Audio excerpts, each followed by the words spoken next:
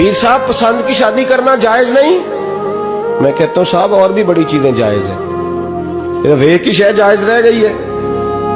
رسول پاک صلی اللہ علیہ وسلم سوائے اللہ کے کسی کے پابند نہیں، کسی کے پابند نہیں۔ اور جناب سیدہ خدیجہ الکبریٰ رضی اللہ تعالیٰ عنہ نے پیغام نکاح دیا، یا رسول اللہ میں شادی کرنا چاہتی ہوں، حضور کسی کے پابند نہیں۔ پر میرے محبوب نے فرمایا میرا چچا میرے والد کی جگہ ہے، میں اپنے چاچا سے پوچھ کے تمہیں جواب دوں گا۔ یہ ہے پسند کی شادی جو میرے نبی نے بیان فرمائی ہے۔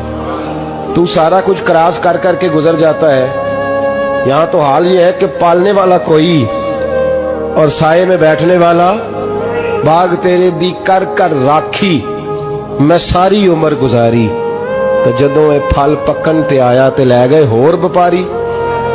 اور بیٹا گزرتا ہے اماں کے دروازے کے آگے سے، اماں کے دروازے کے آگے بیٹا امرود لے کے آیا ہے 6 کلو۔ توجہ ہے میری بات پر؟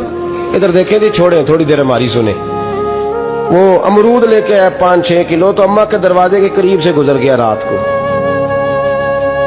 تو کمائی کھانے کا ٹائم آیا نا، تو گزر گیا۔ تو وہ وزیر اعظم سے ڈرتا ہے نا، تو جا کے بی بی سے کہتا ہے بی بی کے حقوق دینا بھی رسول اللہ کی سنت ہے، لیکن یہ کیا بات ہوئی، تو نے بیوی اور ماں کا مقابلہ شروع کرا دیا؟ سمجھ تو صحیح، یہ تیرے لیے کعبے کی جگہ ہے اور تو بیوی کے لیے کعبے کی جگہ ہے۔ اسے بھی سمجھنا چاہیے، غور کرنا چاہیے۔ 5 کلو امرود لے کے تو ماں کے کمرے کے قریب سے گزر گیا ہے، بی بی کو جا کے کہتا ہے چل آدھا کلو اماں کو بھی دے، اس کے کون سے دانت ہیں؟ تو پلیٹ میں ڈال کے وہ لائی ہے۔ تو سمجھا ہی نہیں، تو نے غور ہی نہیں کیا۔ بندہ تو وہ ٹھیک نہیں تھا، نپولین۔ اور کسی نے اس سے پوچھا تھا بتا زندگی میں پیسے لینے کا مزہ کب آیا؟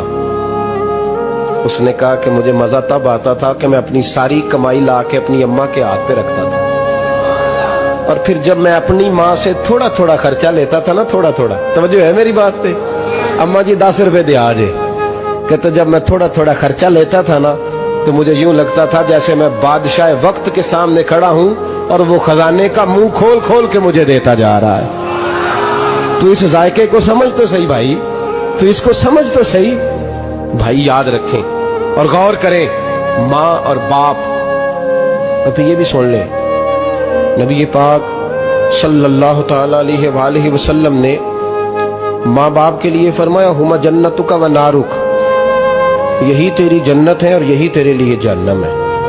اگر یہ راضی ہو گئے تو تیرے لیے جنت ہے، ناراض ہو گئے تو چاہے تو ایک 100 پیر کے مزار پہ حاضری دے آ، لیکن جب تک ابا راضی نہیں اتنی دیر تک اللہ راضی۔